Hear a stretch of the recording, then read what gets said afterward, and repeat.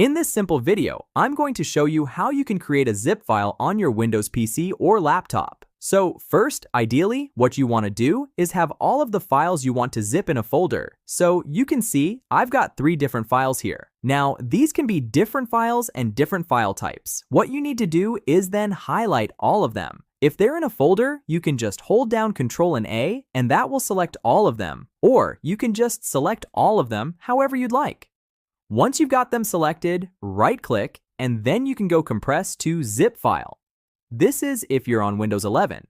If you're not on Windows 11, we can click Show More Options, and this will be the default window that you will see if you're on anything below Windows 11. You can then go to Send to Compress Zip folder. That will give you the same result. It will zip all of the files and create a zip file. Here, we can change the name. I'll just call it Videos. And there you go. We've now zipped this folder. If we double click on it, we can see it has all of the contents in it. And someone could then right click and then go ahead and extract it. You can send this to someone. And that is how you create a zip folder.